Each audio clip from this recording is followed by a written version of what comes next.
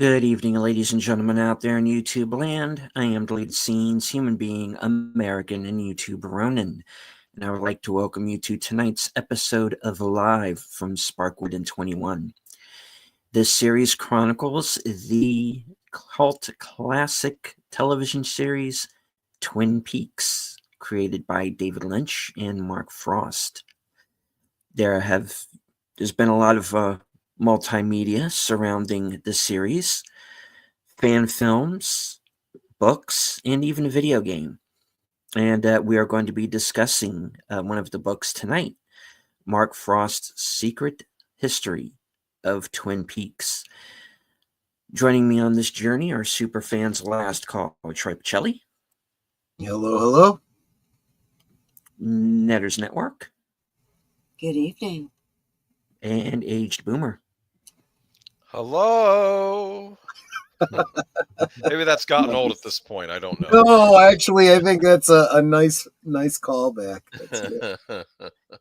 I want to say hello to everyone currently joining us in the chat, including those of you on X. I can't see you, but I know that you're there. Channel member JPRPH1. FKHC 2005, sometimes known as Tim. Host of Films with Friends, the creator of the 10-Word Review, Big Al Presents. And we'll be joining Al this Friday night for Films with Friends, and we will be watching The Black Hole from 1979. All right. Faithful Blue Wrench, channel member, the Bird Woman of YouTube, Connie Clary. Daniel Berry Sports Highlights. Rio Nation Gaming Clips. DJ Play Nice.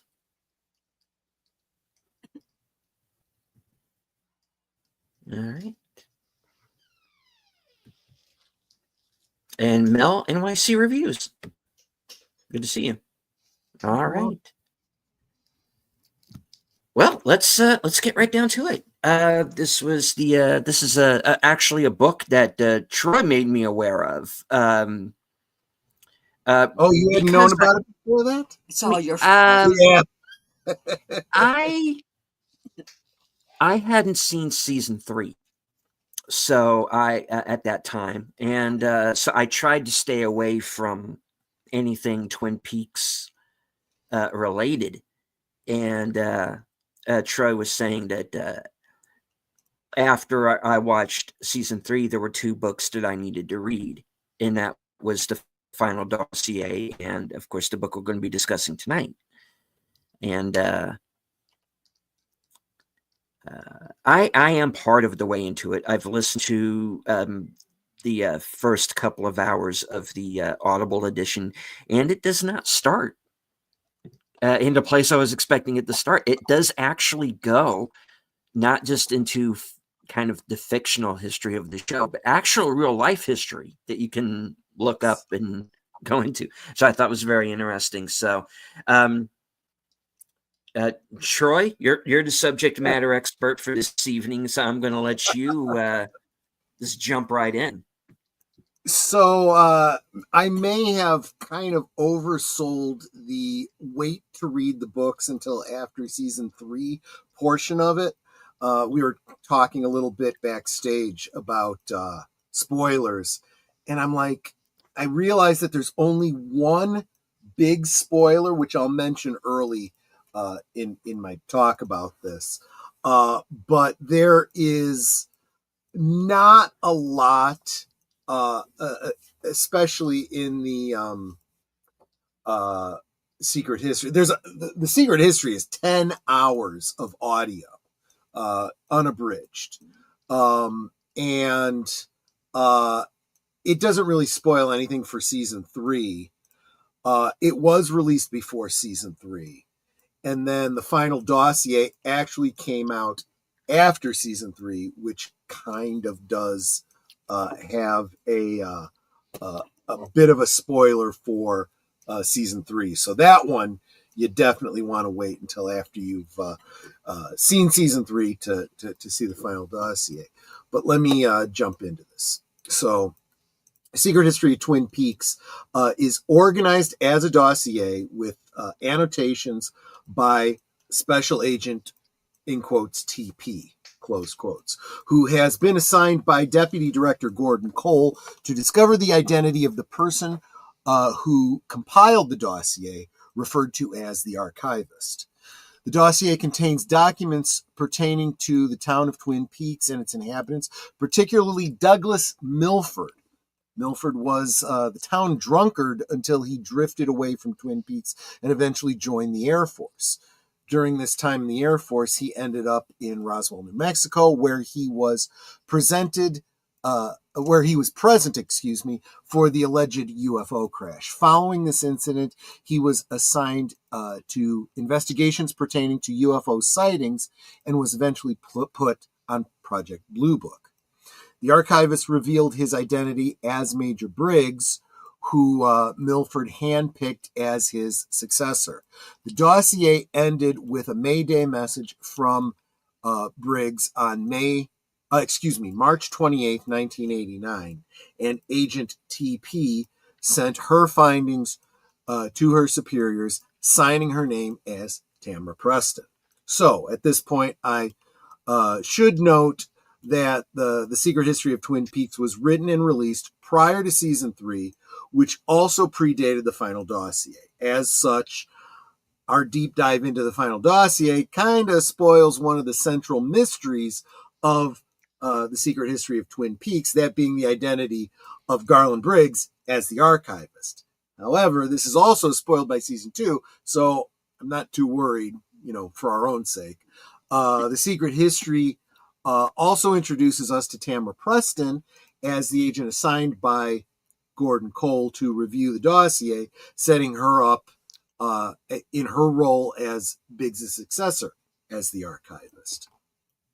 But again, that was all, you knew all that from this by the time we were done with season 3. So I don't feel like we're really spoiling anything at this point. Before I get to the narrative synopsis, I want to touch on some elements that are kind of Easter eggy, only working in the visual medium. Using 3D glasses on certain illustrations of the book reveal interesting details with, as Dr. Jacoby says in the book, red suppressing the logical and blue suppressing the intuitive. Now, these are bullet pointed. On a picture of an owl, red shows the face of a stereotypical alien, like a gray, while blue only shows the owl. On another picture of an owl, red shows the Freemasons' all-seeing eye, the great sign, within the representation of the fifth triangular number figure instead of a common triangle. Blue shows only an owl, the representation of the Illuminati. On the cover of Jacoby's book, The Eye of God, red removes the subtitle, Sacred Psychology in the Aboriginal Mind, and the brand logo, leaving only the title followed by Dr. Lawrence Jacoby's name, and also simplifies the cover picture to a dot inside of a square inside of another square. Blue changes nothing. The preface of Jacoby's book, red removes the name of those given as favorable reviews of the book and half of Jacoby's picture. Blue removes the other half of Jacoby's picture. On the picture of Leland and Bob, red removes Bob. Blue changes nothing. On Norma's postcard to her parents, red obscures but does not completely eliminate all of her text, including the name and address of her parents, Lindstrom rather than Blackburn, and part of the anachronistic First Man on the Moon stamp. Blue eliminates the postcard label and lines, though not completely the stamp or postmark.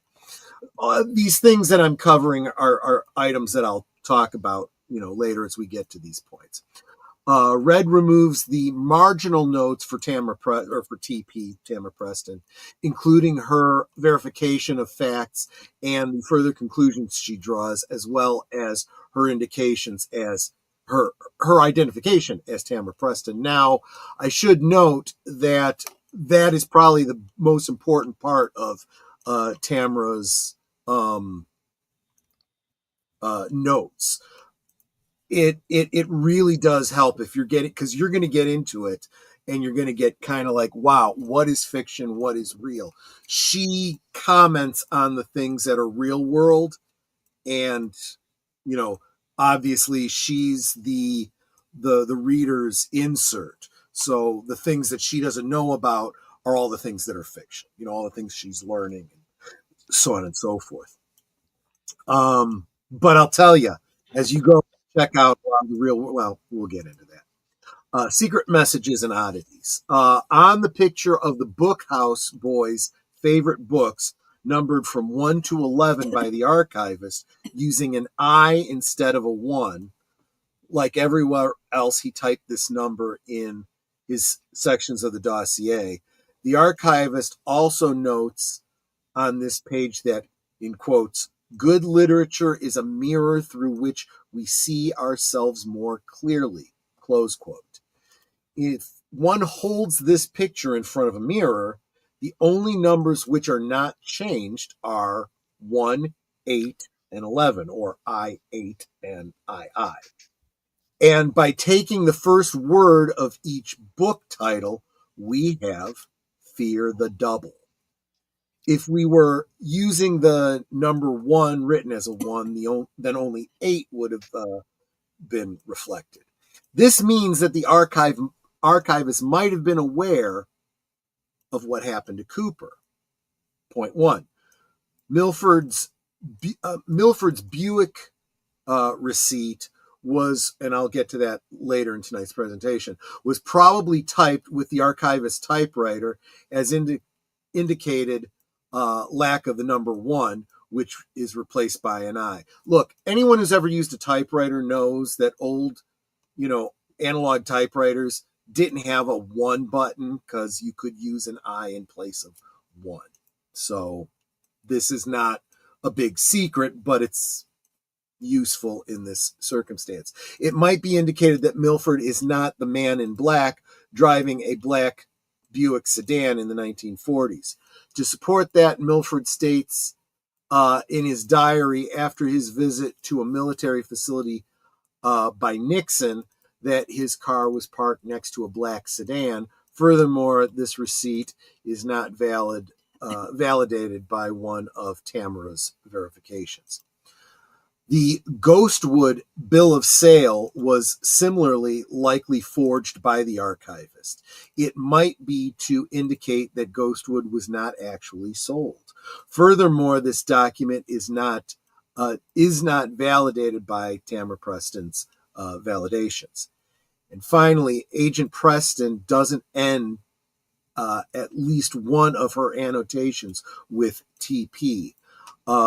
Annotation numbers 2 of section 7 of notable families. This note is the one detailing what happened to Catherine and the mill after the bank explosion.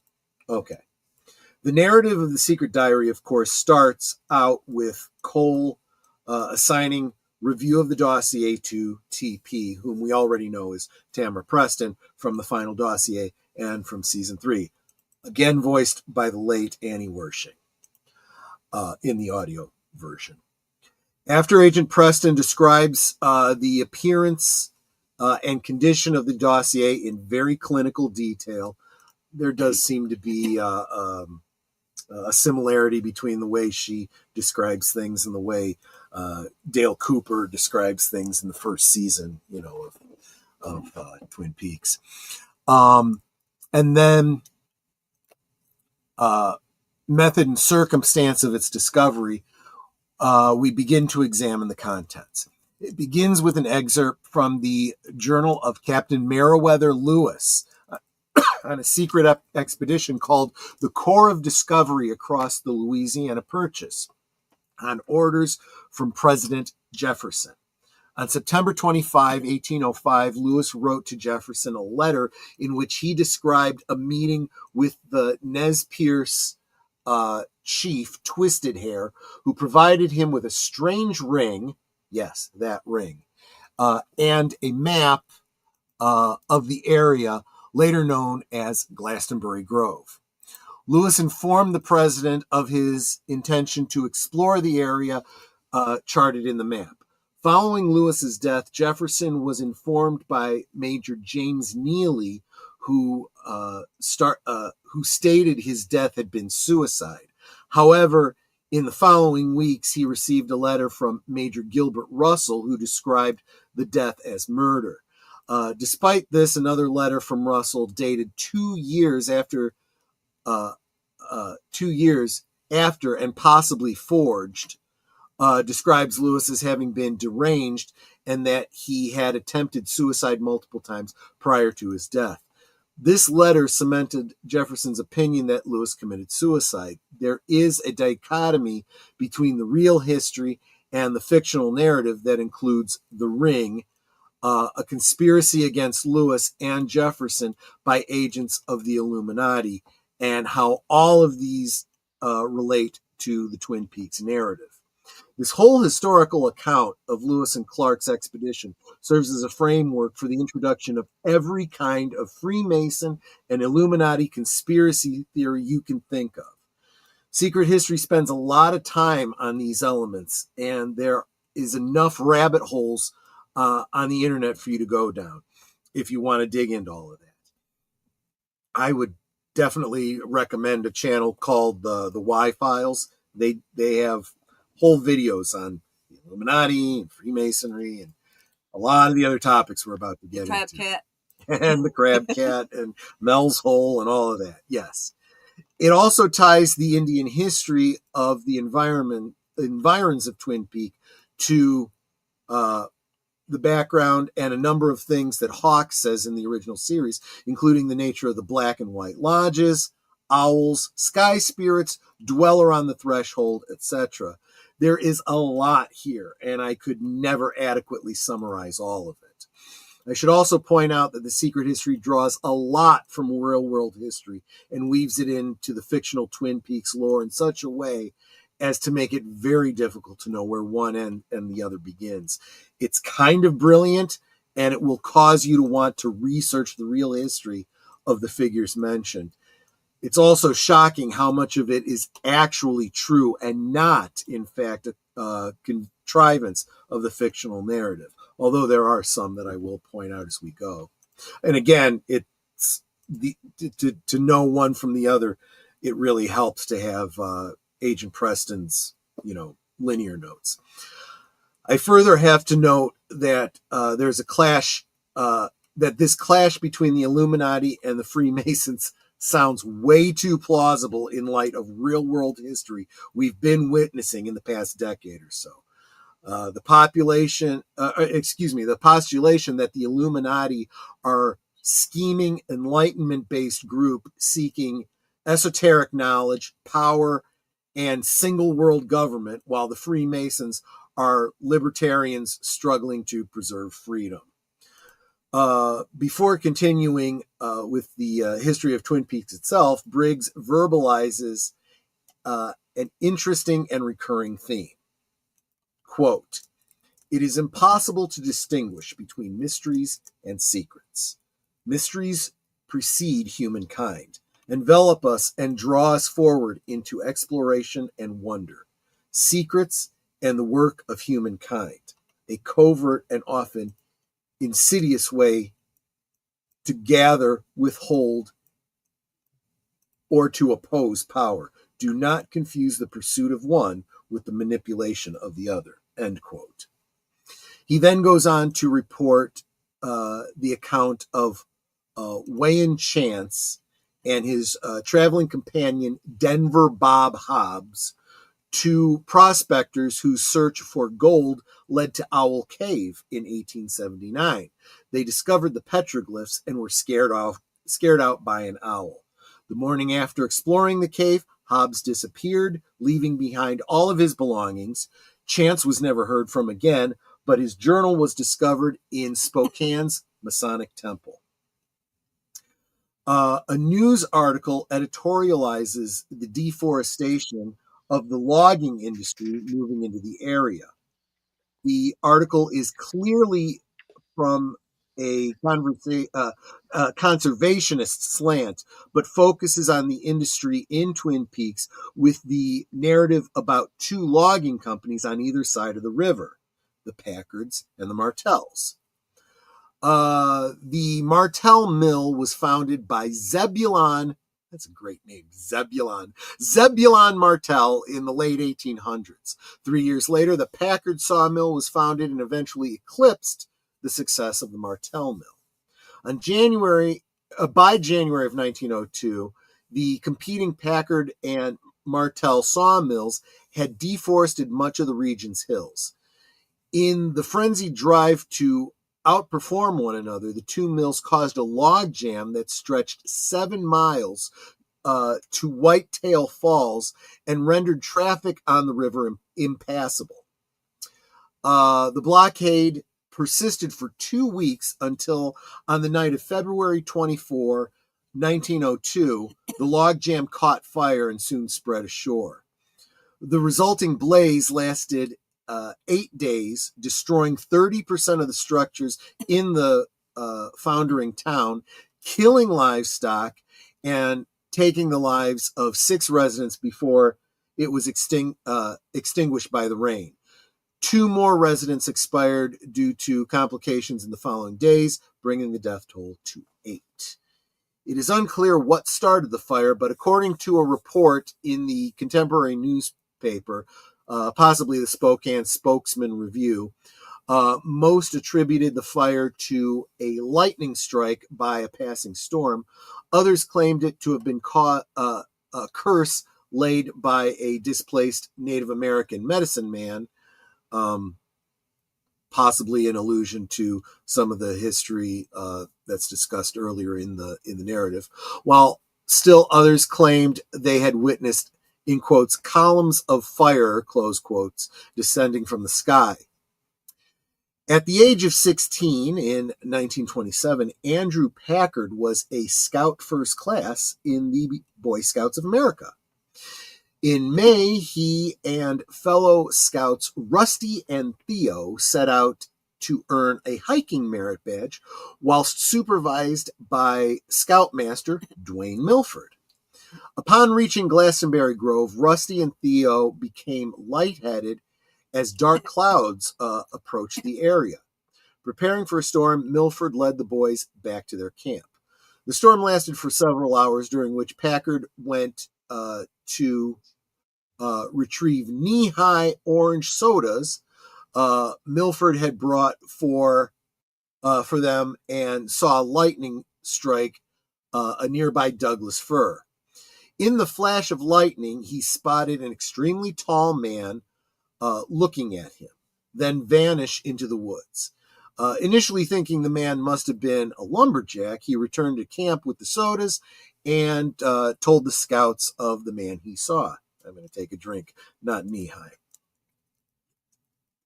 Throughout the night, Packard heard thudding outside of the tent until he managed to fall asleep. In the morning, Milford found a large footprint and told Packard of the camping trip his brother Douglas went on 6 months prior, where he claimed to have seen a giant walking owl. In 1933, Zebulon Martell sold the family's acreage and the timber rights to Thomas Packard, ultimately leading to the mill's closure in 1939. By 1947, Andrew Packard was a scoutmaster and was also involved in several organizations in Twin Peaks, including the Rotary Club, the Rotary, Chamber of Commerce, Optimist Club, Elk Lodge, and the Masonic Lodge. In 1948, Andrew Packard took control of the Packard sawmill. Backing up slightly to 1927 again, the archivist recounts the history of Andrew's scoutmaster, Dwayne Milford, who had an ongoing feud with his brother, which had been sparked by an event concerning, quote, an old flame and a rumble seat, close quote. He also worked at the pharmacy owned by his family, which he took over after World War II following the death of his father. Milford was married for about 50 years until his wife's death. The marriage produced at least one child, Dwayne Milford Jr. He became mayor of the town of Twin Peaks in 1962 after running unopposed. A devoted Democrat, Dwayne took profound offense to an article his brother published in the Twin Peaks Post in support of disgraced ex-president Richard Nixon. This led to a prolonged series of articles from Doug critiquing Dwayne's mayoral actions. We now change focus to Dwayne's brother, Douglas Milford. Like Dwayne, Douglas joined the Twin Peaks chapter of the Boy Scouts of America and was, again, like his brother, a scoutmaster for a time. During a camping trip at Pearl Lakes in 1927, he claimed, he claimed to have seen a giant as well as a walking owl. He stated that he had photographed both, but when the film ended up prematurely exposed, he blamed his brother for improperly mixing chemicals in the family pharmacy's darkroom. Despite this, Milford had a photographic memory that his brother could attest to. The following month, Milford demanded an investigation into the incident from the Regional Scoutmaster Council in Spokane, lest he bring it to the attention of the National Scoutmaster Council. His brother tried to calm him down, only for Douglas to become violent, resulting in him getting forcibly removed from the meeting. He subsequently was asked to resign from the Scouts and began, in quotes, living in sin, close quotes, with Pauline Coyo, the estranged daughter of Twin Peaks Gazette owner Dayton Coyo. He became the town drunk until becoming a drifter in 1929, leaving Twin Peaks at the onset of the Great Depression. Dougie eventually reached San Francisco and worked as a logger. He enlisted in the U.S. Army Air Corps on December 10th, 1941, the day after the attack on Pearl Harbor. During wartime, he was a quartermaster. He was in the Quartermaster's Brigade. He was stationed in Guam and was promoted to sergeant by November of 44, when he was charged with black market trafficking of Army liquor and cigarettes. Despite the charges being dropped, he was demoted to private and was stationed at the Alamogordo, New Mexico White Sands Missile Range in 1945. By 1947, he was a corporal and had been transferred to the air base in Roswell, New Mexico. On the morning of July 5th, he heard rumors that an air crash had occurred that morning and snuck away from his post to see the wreckage 35 miles away. There he saw a large field of metallic debris. In the field, he saw military personnel extracting a large plane-like craft from the wreckage to be loaded onto a truck, and others loading smaller objects into ambulances. He then saw General Nathan F. Twining arriving at the field to investigate, but shortly after, Milford was arrested by military police.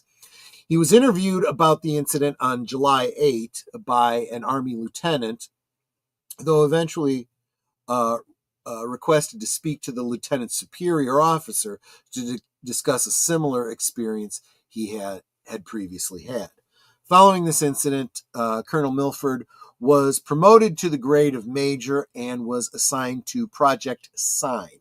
That's SIGN, Sign, by the United States. And that's a real project you can look up and the real world, by the United States Air Force, with General Twining as his commander. On July 12th, he and FBI agent Frederick Nathan interviewed Kenneth Arnold, who claimed to have seen UFOs on June 24th. On July 14th, Milford flew to Seattle and purchased a black 1947 Buick Roadmaster from Bob J. Hart. Subsequent alleged sightings of a man in black driving a Buick Roadmaster have been suggested to have been Milford. Following the September 4 sighting by Eisner Jennings of Twin Peaks, Milford traveled to the town to speak to Jennings on September 7th, ostensibly as a friend to Eisner's son, Emil, rather than as an Air Force officer. And I'll come back to go into more detail on Jennings later. After hearing Jennings' account, Milford advised him of the potential dangers of continuing to tell his story, citing Kenneth Arnold's plane being sabotaged. When Jennings went pale and quiet upon hearing this, Milford took it as a sign that he had succeeded. The following day, Milford traveled to the site where Jennings claimed to have seen the UFO and was greeted by a vision of an area in Ghostwood National Forest near Pearl Lakes. He ventured to this location where he claimed to have heard a hum, followed by bright multicolored lights, all coming from a large round object 25 feet in the air. Underneath the object, within the clearing, he saw 3 children looking up at the object. Soon after, the object and the children disappeared. Milford, searching the area, finding no evidence of the object or children, but took photographs of the area before fleeing. We'll come back to the missing children, by the way. Months later, Milford had been promoted to the rank of major and was presented for Project Sign's first official meeting, held at the Wright-Patterson Air Force Base in Ohio. The meeting discussed and analyzed 18 UFO sightings reported between May and September of 1947, including Milford's own. As he investigated other alleged UFO sightings, such as the abduction of Margaret Colson, Carl Rodd, and Alan how's that pronounced? Traherne? Traherne? Traherne? Yes. Yes. Thank you very much. In his hometown of Twin Peaks. Oh, little spoiler, I was going to come to that, but yeah, that's the case. His assignment, my notes are kind of all over the place. His assignment concerning these sightings was to effectively debunk them. In 1949, Project Sign was succeeded by Project Grunge, also a real project. Milford's first assignment for Grunge arrived in November when he was dispatched to Pasadena, California to investigate Jack Parsons, a real person, by the way. Milford met with Parsons in the facade of a freelance journalist writing an article for a left-wing magazine to set the record straight about his termination from Jet Propulsion Laboratories. Parsons spoke of his relationship with science fiction writer L. Ron Hubbard. I'm sure you guys know that's a real person. Yes. And vaguely referring to the working of Babylon, a ritual he and Hubbard worked on with the goal of summoning Zeta Reticulans. During the interview, Milford also noticed that Parson was wearing a jade green ring on his right hand. The interview abruptly ended with when Parsons' wife came to pick him up.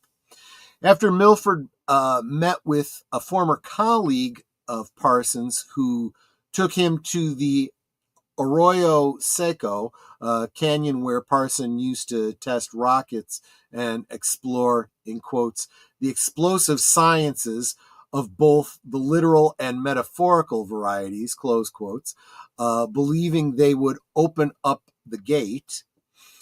The colleague disclosed that Parson would also use the area for thelema, that's Thelma rituals, attempting to summon the goddess Babylon.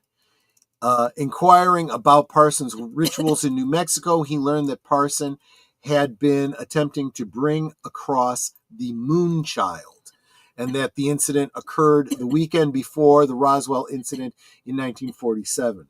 From his findings, Milford concluded that any association between Parson and the United States military be terminated. On June 15th of 1952, Milford was dispatched to investigate Parsons once more, still in the guise of a journalist. While Parsons discussed his separation from the Church of Thelema, Milford took note of his home, noticing evidence of occult activities, drug use, and work on explosives. He concluded that Parsons was a potential security threat and reaffirmed his position that Parsons not be given back his military security clearance. Parsons died 2 days later in an explosion at his lab. He later joined Project Blue Book and had a renowned reputation for his investigative skills. In 1958, Milford recorded a journal entry in which he recounted correspondence with his White House informant, M. That's the letter M, who informed him of the secretive wise men. In this entry, Milford also mused on an incident from 1955 that M tipped him on, which was rumored to have filmed evidence. He also recounted the truth, according to M, of a secretive trip by President Eisenhower during which he traveled to Holloman Air Force Base. Sources claimed that Eisenhower's alleged visit to the base was to meet with extraterrestrials who made an offer involving the U.S. giving up nuclear warheads. A second visit was said to involve Greys, who offered their technology in exchange for genetic material, an offer that was purportedly accepted.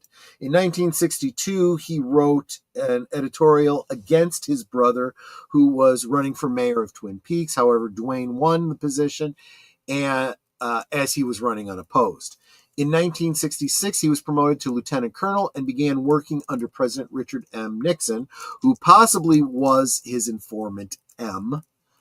He secretly continued Project Blue Book for Nixon by gathering allies for 4 years, keeping it secret from other agencies such as the CIA, who refused to convey information to the president's office. Nixon eventually showed him a facility with many UFO-related objects and even the survivor of the UFO crash, which occurred in 1958. In February of 1969, Milford and Professor J. Allen Hynek met with Nixon at the White House to discuss the findings of the Corridon Commission, which recommended against further government-funded UFO research. The three were critical of the Condon report, with Milford deeming its findings and conclusions as contradictory. After Hynek expressed his thoughts, Nixon expressed a slew of personal attacks against Edward Condon and asked to speak with Milford alone. Fearing that the Condon report would indeed lead to the closure of Project Blue Book, Nixon asked Milford to organize an interagency task force to continue UFO research in secret and to learn what the wise men had discovered. Nixon asked Milford what he believed the nature of UFOs to be. Milford answered with his belief that they may not all be extraterrestrial, but rather extra-dimensional beings, and that they had been present for much longer than originally believed. After the meeting, Milford joined Hynek outside, stating that he and the president merely talked about fishing. So now we need to back up again to 1946 and talk about the editor of a pulp magazine called Amazing Stories. In 1946, Ray Palmer gained his most significant readership with the series he dubbed The Shaver Mystery. A series of articles by Richard Sharp Shaver, who claimed to have secret knowledge of a race of beings he referred to as the Lemurians. Again, there's a whole video on the Y-Files about the Lemurians. Later, Palmer published a letter from Fred Chrisman, who claimed that during his service in World War II, he encountered a supposed Lemurian in Burma.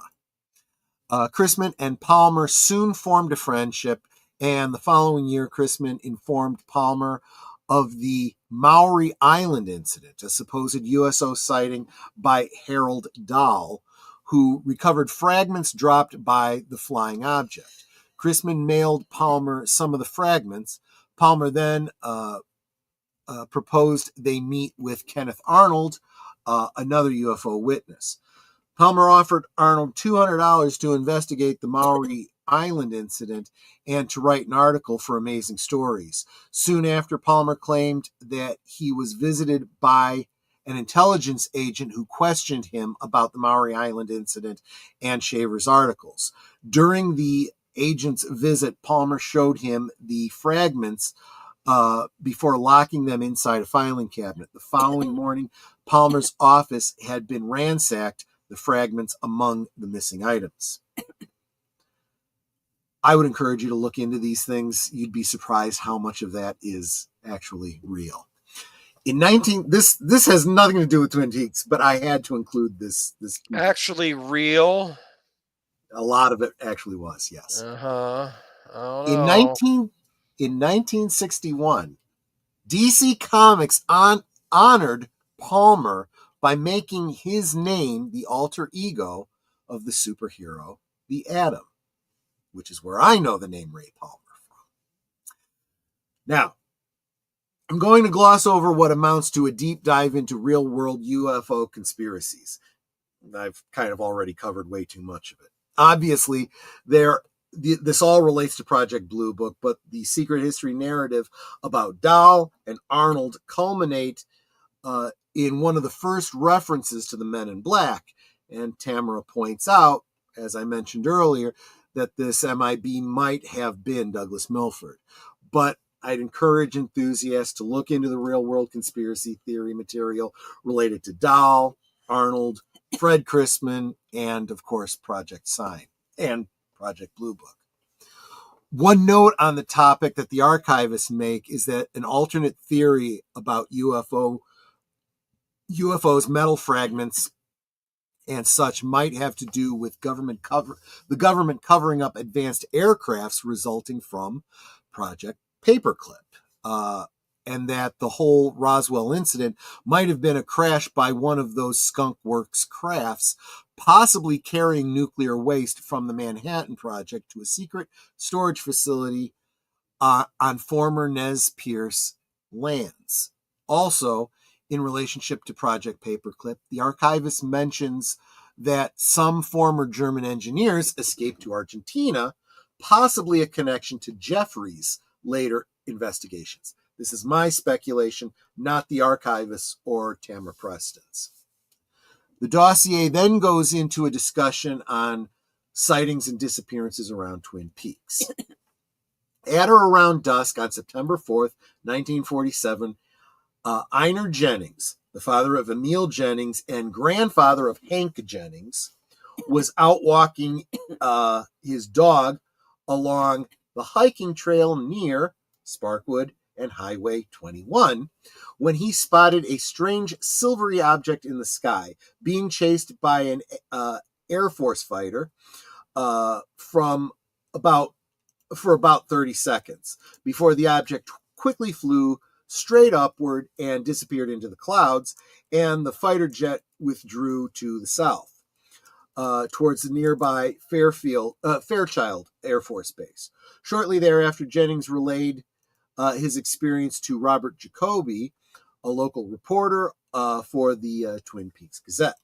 Though Jacoby questioned the trustworthiness of the story during the interview, pointing out Jennings' reputation as a drunk, Jennings swore on his mother's life that he was completely sober at the time he had witnessed the event.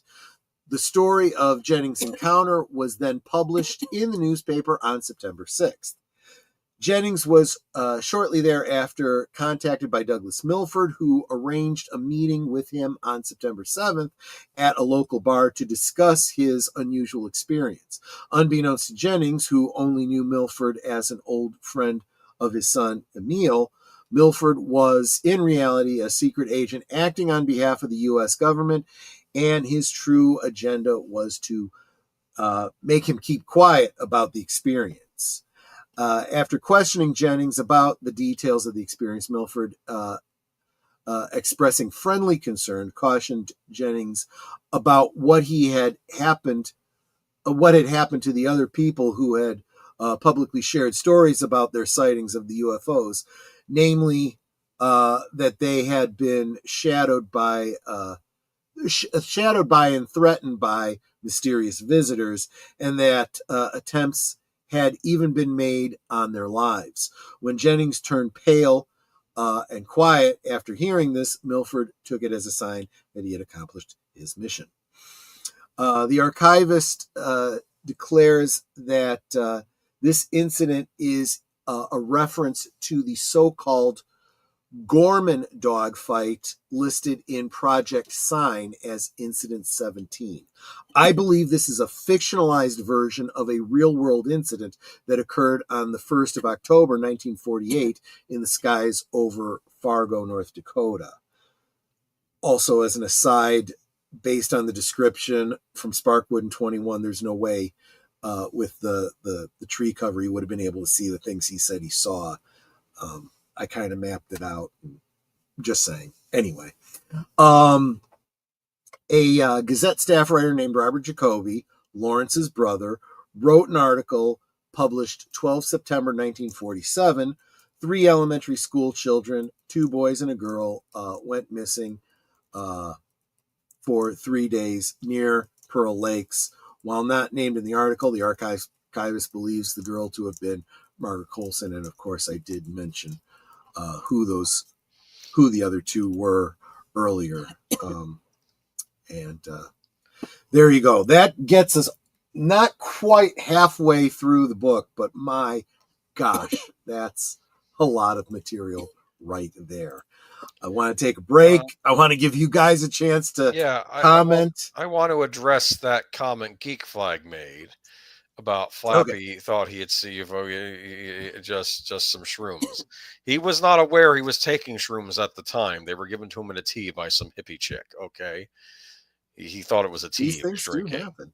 I'm just saying, everyone picks on Flappy, thinking, he was just trying to commune with nature on that day. He was looking for his spirit animal, which oddly enough turned out to be another thrush. But anyway. Okay, not that funny. All right, anyway, moving on. I do want to say hello to a few people who've joined us into the chat. The Soulcraft, who I'm seeing for the first time, welcome. Hope you're enjoying the show. Space Fraggle is with us. Hello, Fraggle. Good to see you. And thank you to... Yes, good to see you. And welcome to... and thank you, Nate, for the $2 super chat. Hello. Thank you. Yes, exactly right. Exactly right.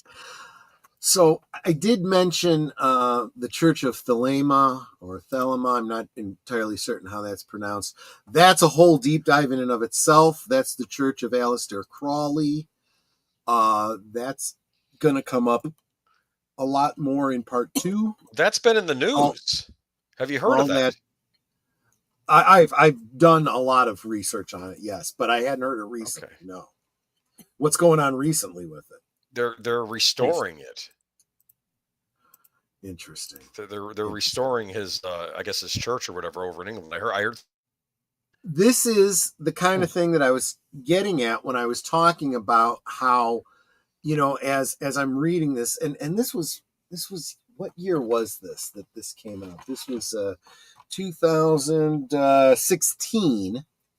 This was still a number of years before the virus of unknown origin, and all of the stuff that happened in relationship to that.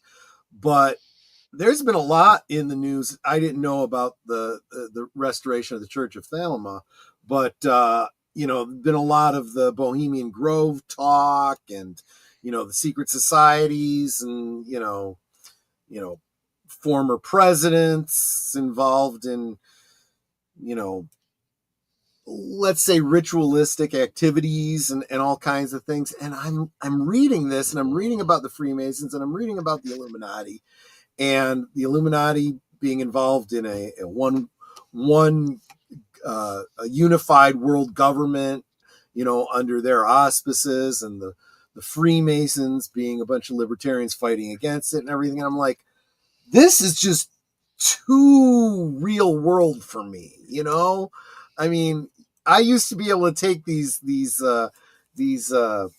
conspiracy theories and just go, well, this is interesting reading. This is all very, it fits in with all the Lovecraft and all that kind of stuff. But then I'm like, I don't know. There's way too much out there, right?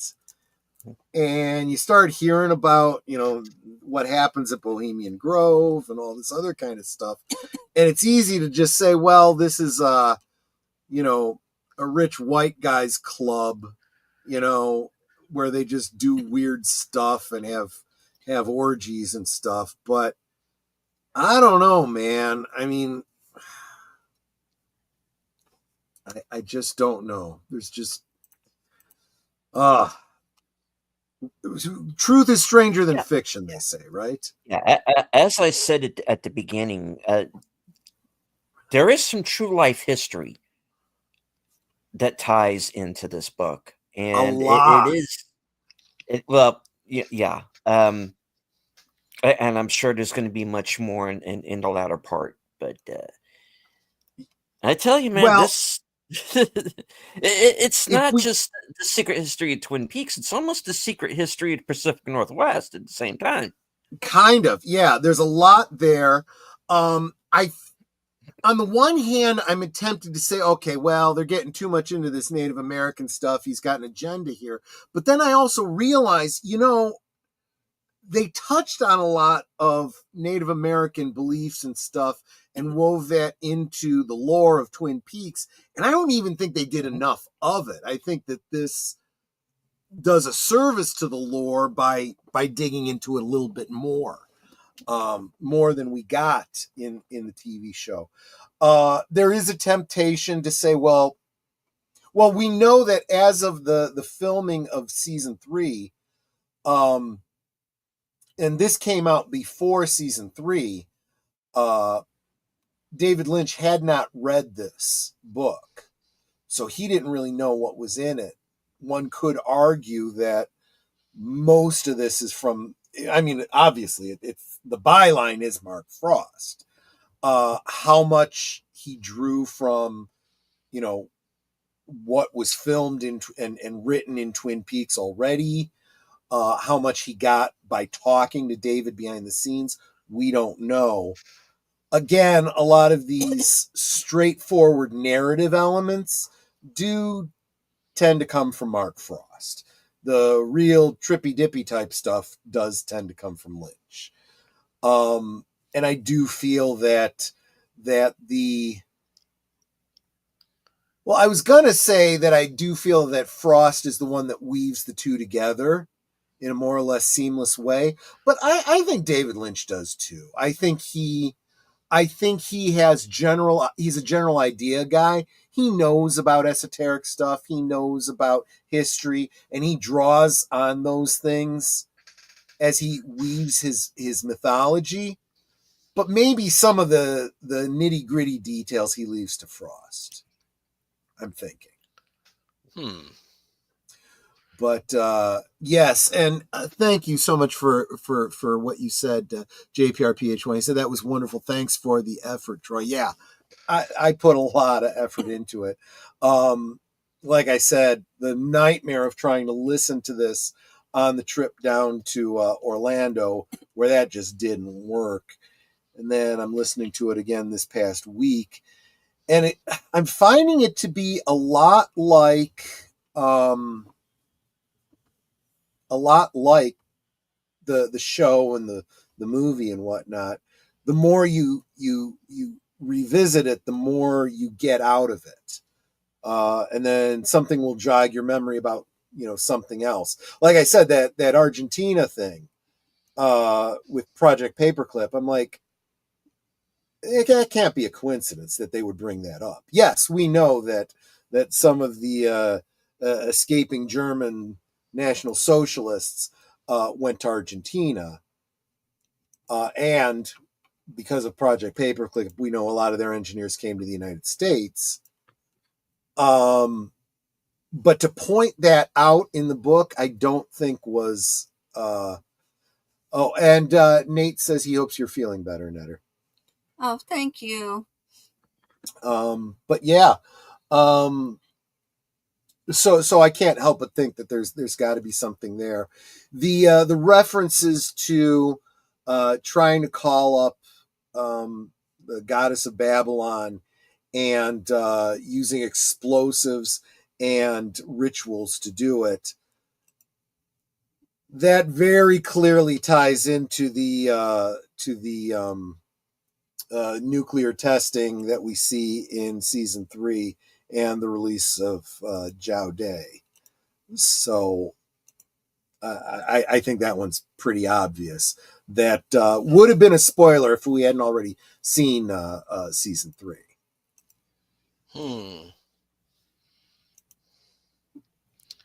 What about these children that were witnessed? Right. So one was Margaret Coulson, right, the log lady. The other was what's his name?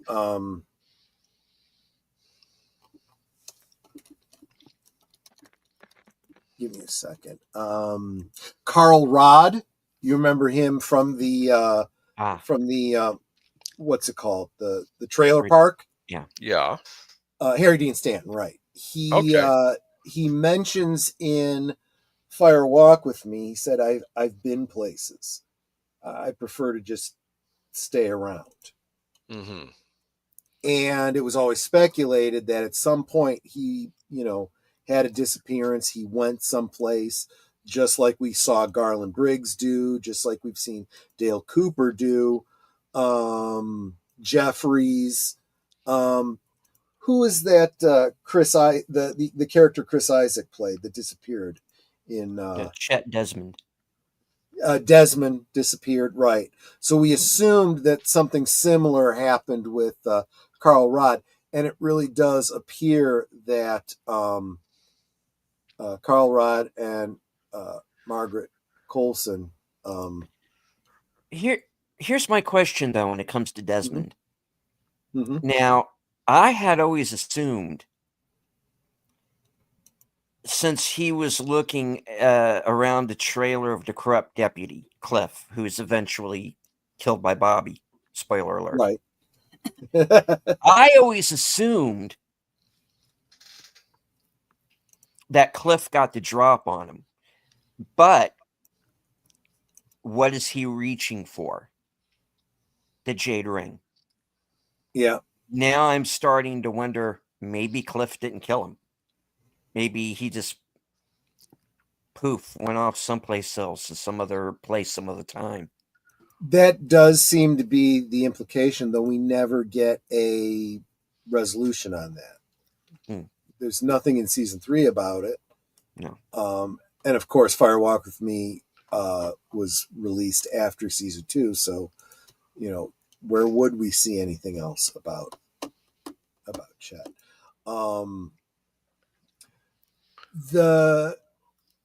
Secret History of Twin Peaks mentions the ring a number of times. Meriwether Lewis, for example, obtains the ring at one point. He carries it around in a leather pouch, and when he's found dead, whether by murder or suicide, that pouch is missing. The pouch is later found, and the ring missing. And the would-be assassin, or the presumed assassin, is never seen again. The ring obviously is, and we know this. If we didn't know it from Fire Walk with Me, we definitely get clarity on it in season 3. Putting the ring on, among other things, is a way of moving between realms. So, for example, Doppel Cooper has the ring put on. I forget his name. What's his name? After he's shot, or it tells him to put it on, and then shoots him, and the body is teleported to the either the waiting room or the Black Lodge. I've never been clear, what the designation is. I've gone back and forth between the Red Room being the threshold, the waiting room, as it's called. Yeah. When they talk about the lurker on the threshold, so it not actually being either the White Lodge or the Black Lodge, it's somewhere in between. But it also does come off very Black Lodge-ish, so I'm not really clear on that. And who do you see almost exclusively in the Red Room? You see doppelgangers, and you see lodge denizens. You never see like the firemen in there. You never see Senor Drool Cup. You never see the people we associate with the White Lodge in there. So I'm not entirely certain.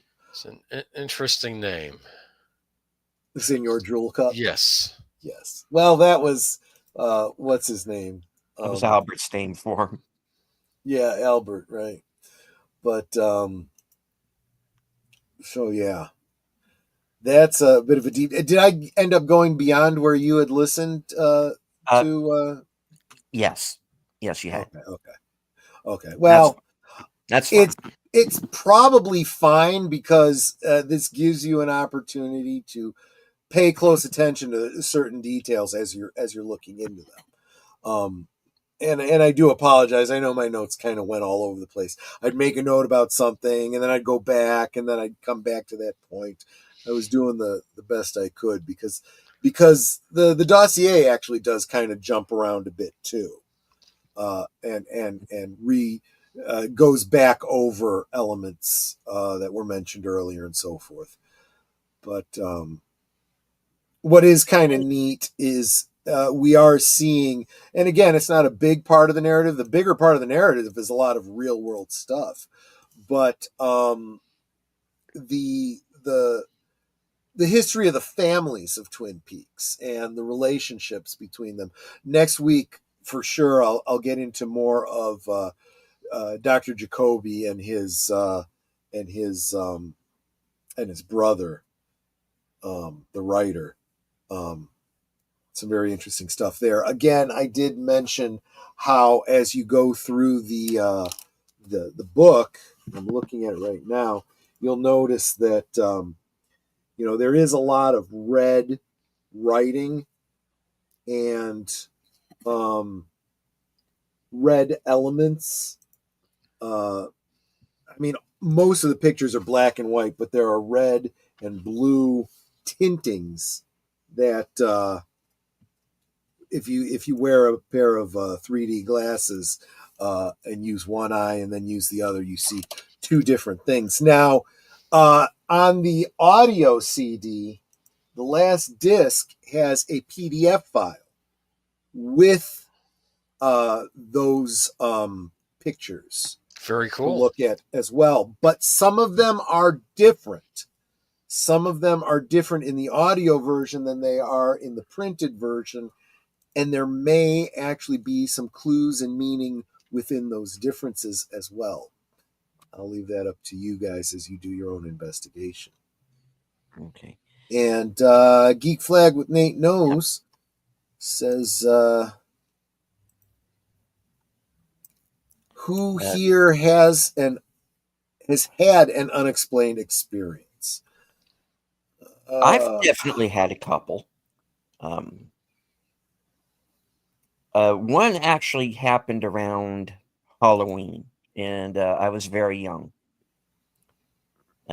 Trick-or-treating in a neighborhood I didn't ordinarily know.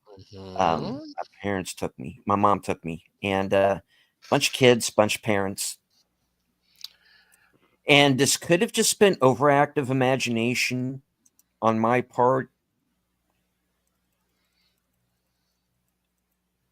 I swear, I looked up and I saw a witch on a broomstick. I'm not kidding. That's what it looked like. And to Wow. this day, Like, I am convinced. was she cackling? No. Okay. It was like this 20-something, girl, red hair, Oh, okay. but dressed in the way that you always see like a witch in a cartoon or something. The pointy hat, the black cloak, everything. I probably Was she did not pretty? see it. Yes, actually. I am It was just a glamour. She was really just a hag.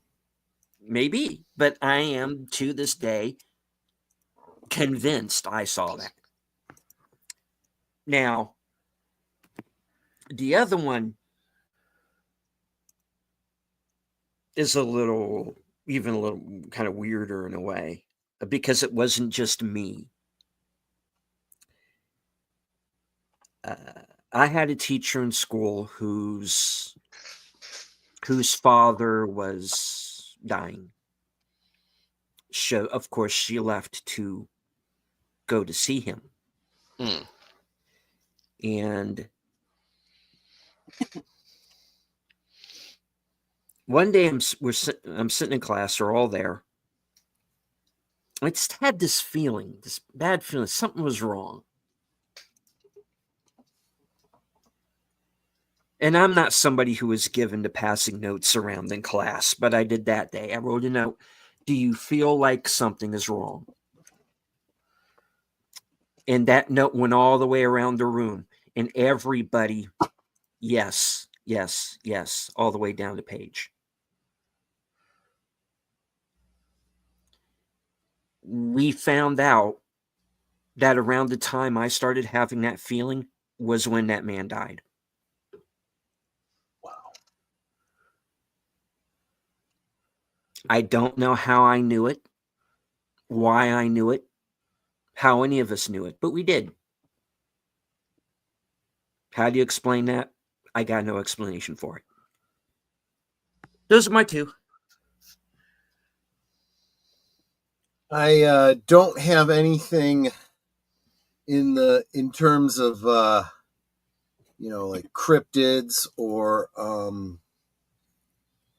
like extraterrestrial, UFO type things. Although I'll be honest with you, when I was in the Boy Scouts, I really did some serious searching for Bigfoot and stuff like that. And I've always been interested in those kinds of things. I've had some dreams that were disturbing and possibly correlated to things I couldn't have possibly known about, but they were allegorical enough that I could convince myself that they were just coincidences or that I'm confabulating some of the details. And I don't even want to think about the possible mystical experiences, although Nanette tends to be a little bit more free and open to those kinds of things. I get visited by spirits regularly. Yeah. I don't like to think about it. They're friendly. I just got to keep telling my dad to stop smoking in the house. Yeah, well, yeah, I'm with you on that one.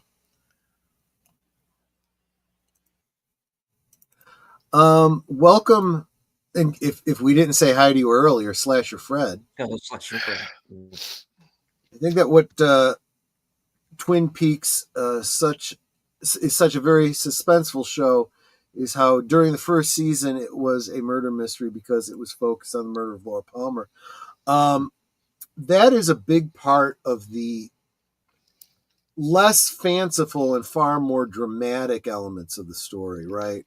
Because it's not just about Laura Palmer. It's about how her death, her life and death affected the entire town. And that's just, you can take all the timey-wiminess and all the esoteric stuff and the fantasy elements and whatnot, take all of that out of it, you've got yourself an incredibly dramatic story. I said that when I saw the first episode and Grace, what was her character name?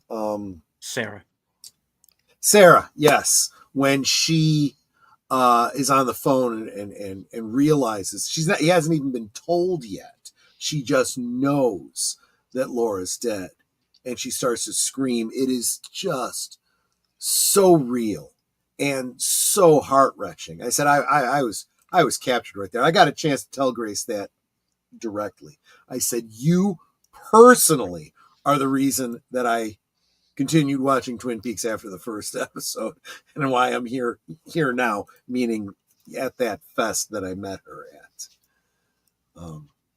That is absolutely true, Slasher Fred. I think you're absolutely right. I saw a commentary talking about it that it's very difficult to pigeonhole Twin Peaks. It's definitely a drama. It's definitely a mystery. One could argue it's a horror. You could also argue it's a sci-fi and or fantasy. A fever dream. All of these things. And if you were working in a video store, what section would you put it under? I actually was posed that question at the video store I worked at. And I said, well, it's TV. You can just put it in the TV section. But if you want to know the genre, I'd put a copy in each genre and let anyone who's looking in those genres come upon it and pick it up and become interested. That's just my thought.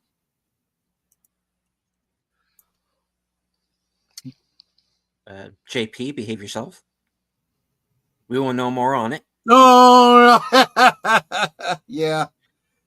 And that was a heck of a fire that started on the logging river. But okay.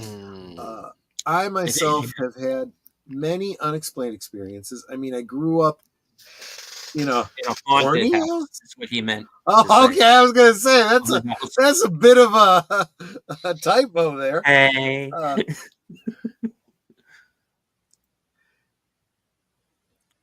Ned, could be your Nate is asking if maybe he could be a guest on Thursday Things come Halloween time to talk about some of his experiences. Oh yeah, that'd be great. Yeah. You want to DM me on Twitter? We can hash it out. I can get you on my calendar. Absolutely. But and as a side note, I did mention Robert Jacoby, who is Lawrence's brother. The picture of him that appears in the book is actually a young promotional. I don't remember if it was a headshot or a promotional shot of Russ Tamblyn when he was young. So he kind of plays both brothers, I suppose. Oh, is he supposed to be twins or? I don't think they're supposed to be twins, but you would expect them to look alike. And when you have a young picture of Russ Tamblyn, it's like, well, who knows exactly what either brother looked like when you get that young,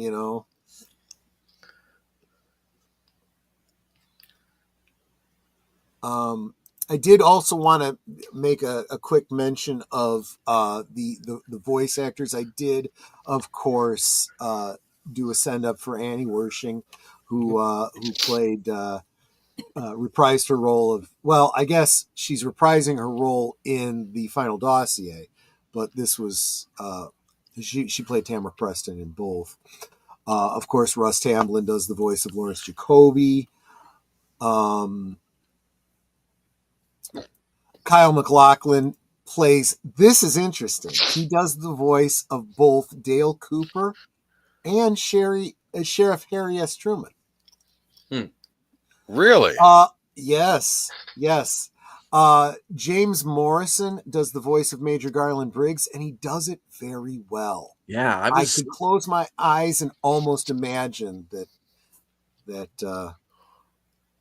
it was the original actor. That was pretty interesting. If you want to recast in your head, obviously I don't want to recast any of the actors. He would have made a really good Major Briggs. Yeah, absolutely. He would have.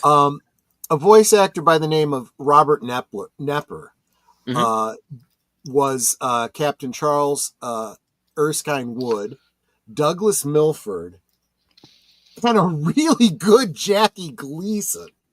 I kid you not. You'll get to that later on, I think. Yeah. David Patrick Kelly did Gordon Cole. He did an excellent job as Gordon Cole. He also did the voice of Meriwether Lewis, Major James Neely, Colonel Nelson Miles, Kenneth Arnold, and Paul Lance. And every voice was distinct. I mean, who knows what, Meriwether Lewis sounded like. He had a lot of liberty with that, but boy, there was no mistaking that was a different character than Gordon Cole. Of course, Michael Horse does Tommy Hawk Hill, but he also plays Chief Joseph, the historical native character. Matt Hostler does the voice of Andrew Packard. Mark Frost is Dan Hayward. Dr. Will Hayward and Cyril Pons. Ari, I hope I don't ruin this, Fliakos did the voice of Robert Jacoby. So the voice of Robert and Lawrence were two distinct voice actors, even though Russ Tamblyn did, used a picture of himself for Robert. Len Cariou was President Thomas Jefferson, Lieutenant Dan Lerman, Dr. Will Hayward, and Richard Nixon. And Arthur Bishop as a Wisconsin journalist, Wayne Chance, Pendleton East Organian, Edward R. Murrow, Fred Chrisman, Ezekiel, and Jack Parsons. Again, a lot of real world characters that it might not hurt you to maybe even just check out the Wikipedia entries on some of these people, just to kind of orient your mind in the real world history. Feel free to dig farther if you want to, but some really, really good stuff. Cool.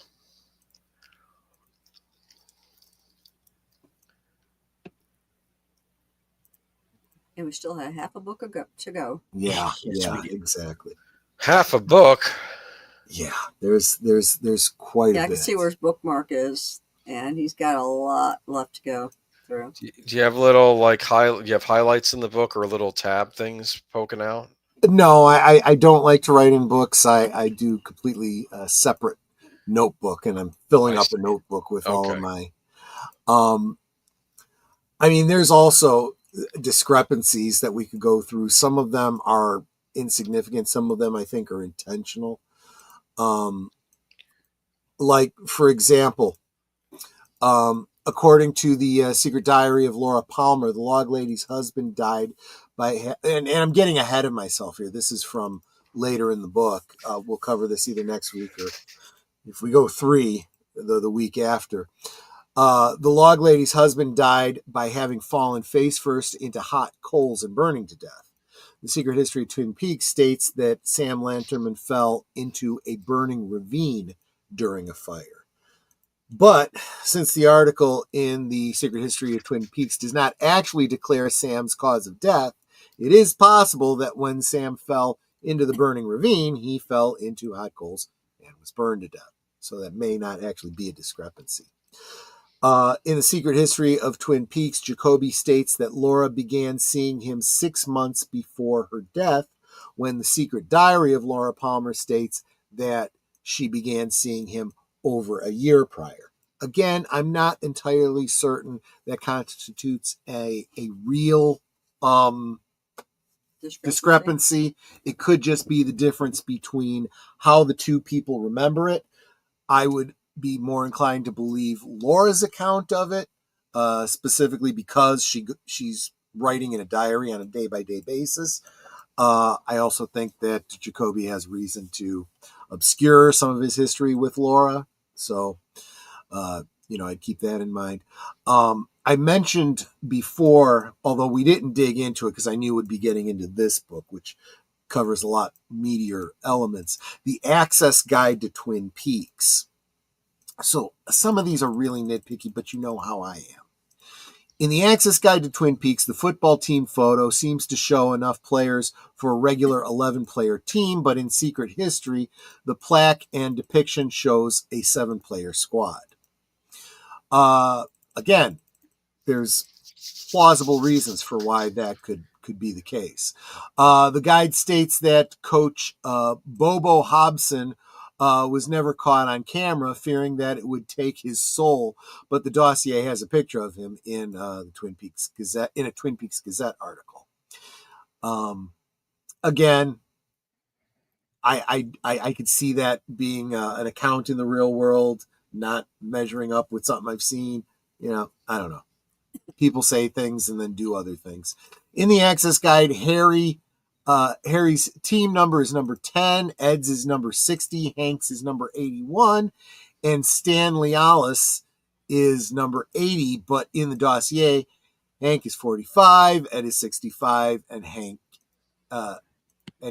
is 60.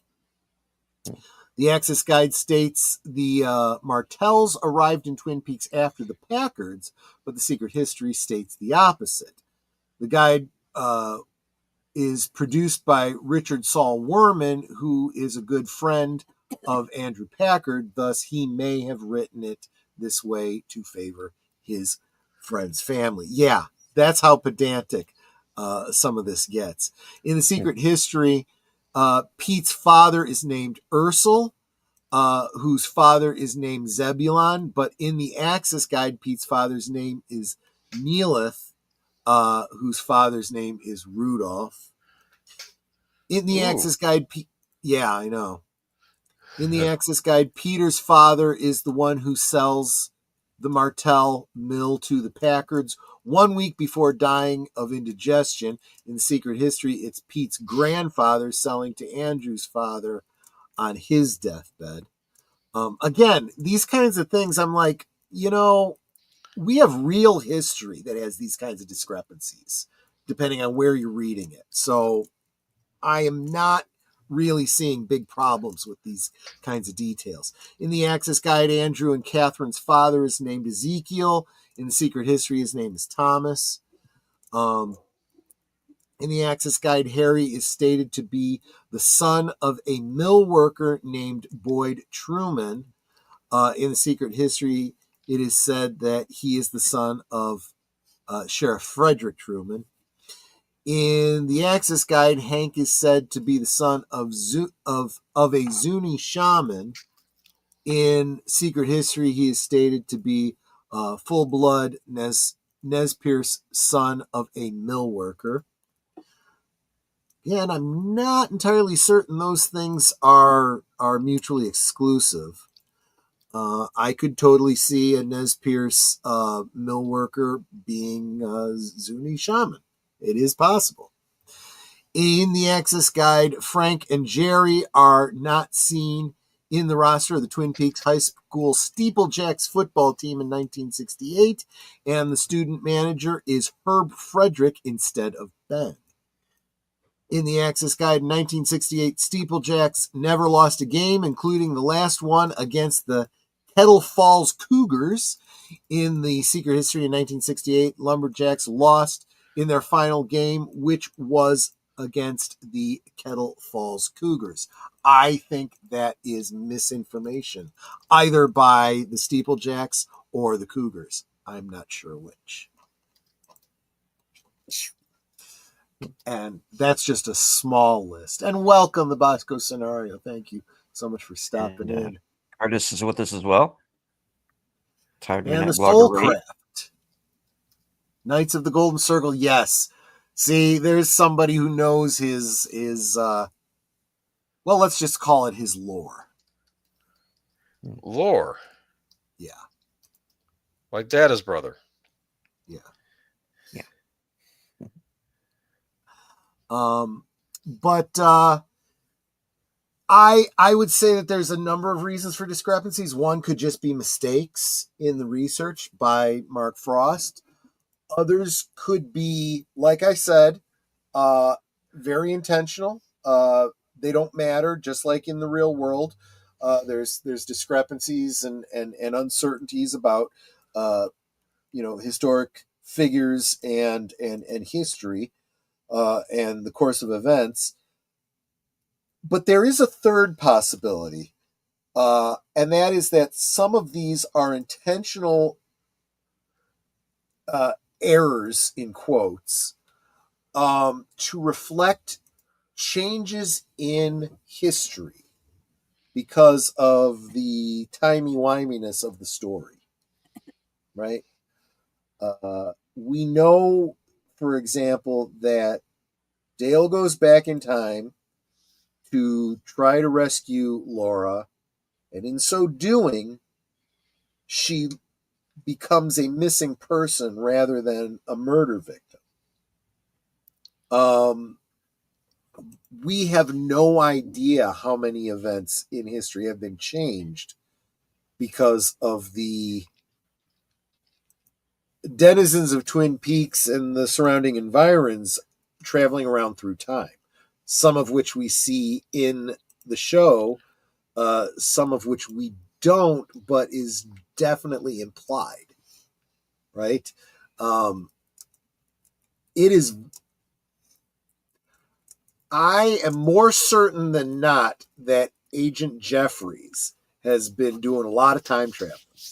I would say that his teapot is actually a TARDIS, and he's probably a Gallifreyan at this point. Huh. That's just my headcanon. Yeah, and yeah, Nate is actually bringing up that idea that maybe two articles are from two different times. That is a possibility. The problem is there's no way to be certain. Even if that is the intent on some of these, others might not be, and it's kind of hard to know which ones are which.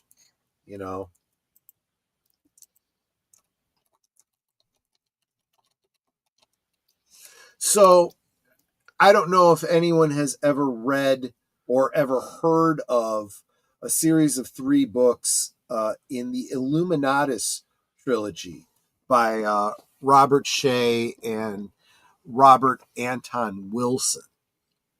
The 3 books were The Eye in the Pyramid, The Golden Apple, and Leviathan. These are every bit as trippy as this.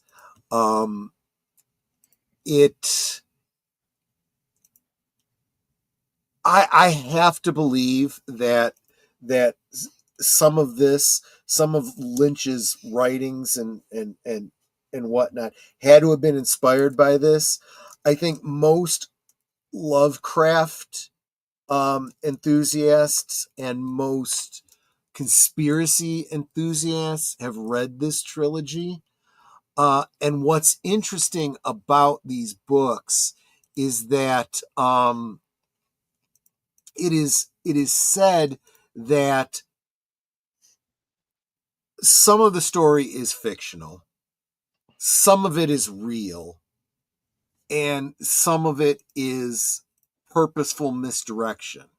And it's very difficult to tell which is which. And I do feel like that element is here in the Secret History of Twin Peaks.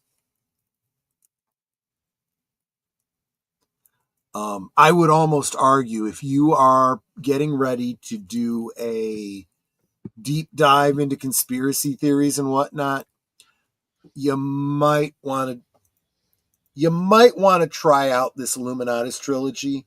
And if you like it, bless you, stick with it. If you can't finish it and you go, this is just too trippy for me, then just walk away.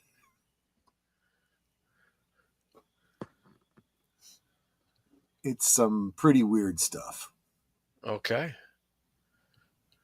All right. Well, I think this is as good a place as any to wrap it up for the week. Please go out and find your own copy of the Secret Diary of Twin Peaks. Secret Diary, sorry, kind of Secret History of Twin Peaks. And right. Oh. And it's an interesting read. So please check it out. Let's go around the horn. Troy, you and Netter have a show coming up, do you not? Right after this, we will be looking at the very next episode of Twin Peaks. It's Twin Peaks. You mean Blake Twin 7? Peaks. Sorry, Yeah, I'm all discombobulated. Season 2. The next episode of season 2 of Blake 7. The episode is Pressure Point. And I'm doing everything I can not to say too much about it, because I really don't want to spoil this episode for anyone if you haven't seen it. This is a keystone episode. So if you're on my channel, just stay with me after this, and you'll be auto-dramatically teleported over there.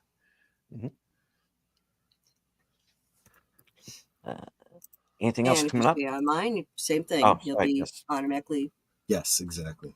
shunted over. And Friday Night Last Call this week, Troy? Yes, this week special guest will be Sir Torrin Clegane. We will be talking about the soap operas we grew up with. We will be honoring some of the stars of those shows that are no longer with us, and each one of us has chosen our favorite character to talk about as well. So that'll be this Friday. And if soap operas aren't your thing, come by anyway and have an adult beverage handy. Okay. Netter.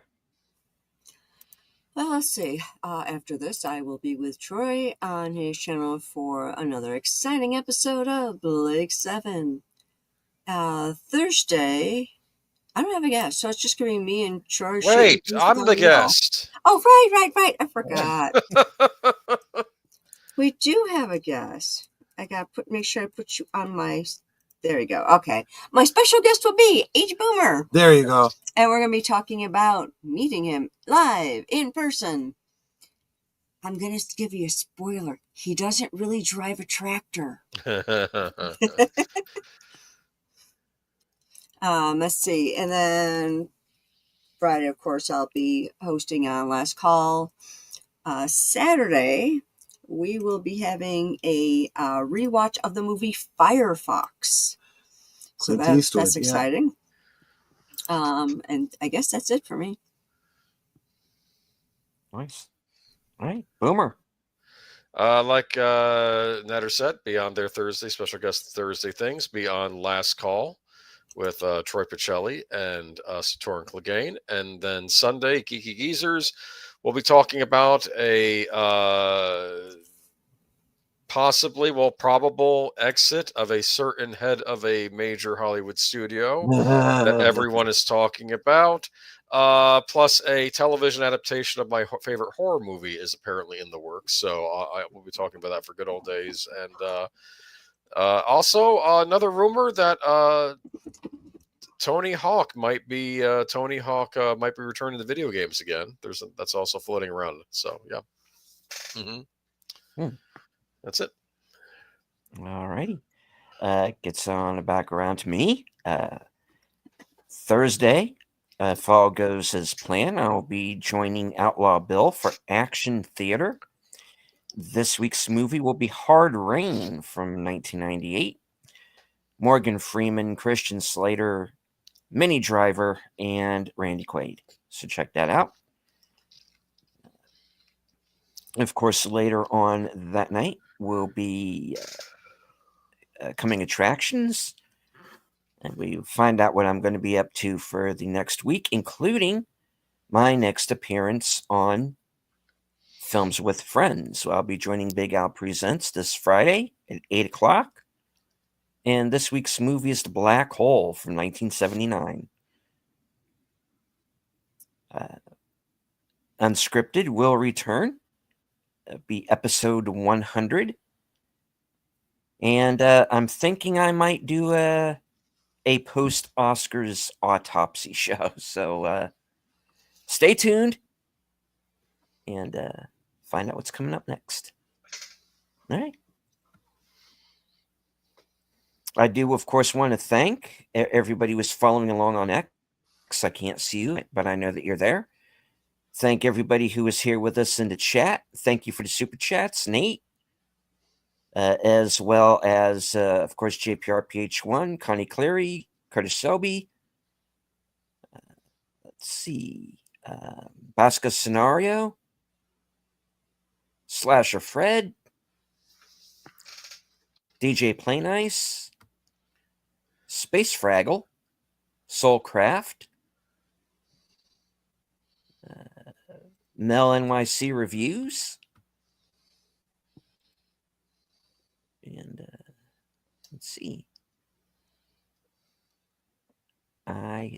Wade, of course, was with us.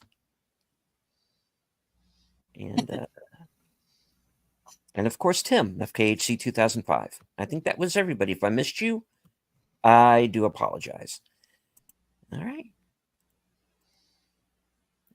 Any last words before we wrap it up? Nope. Okay.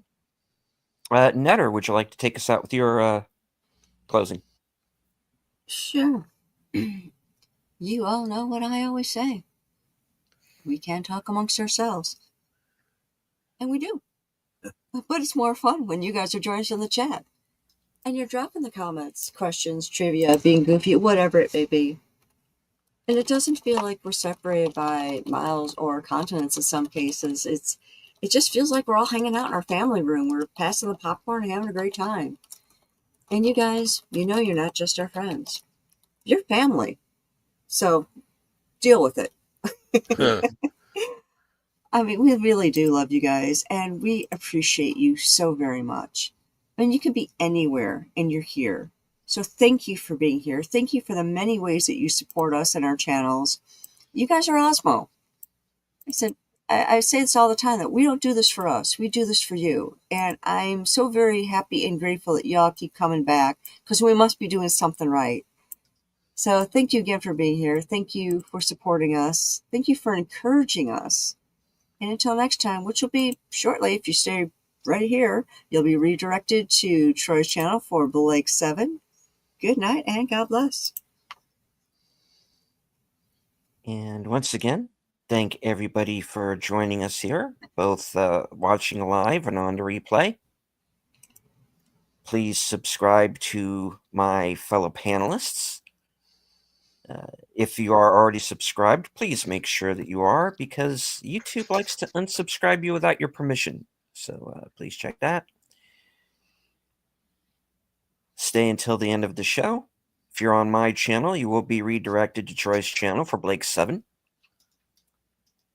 From HQ, and all points north, south, east, west, and beyond. Good night. Take care. Stay strong. Be safe and healthy. Be careful if you find any jade rings in the forest, Hmm. because this is how we win.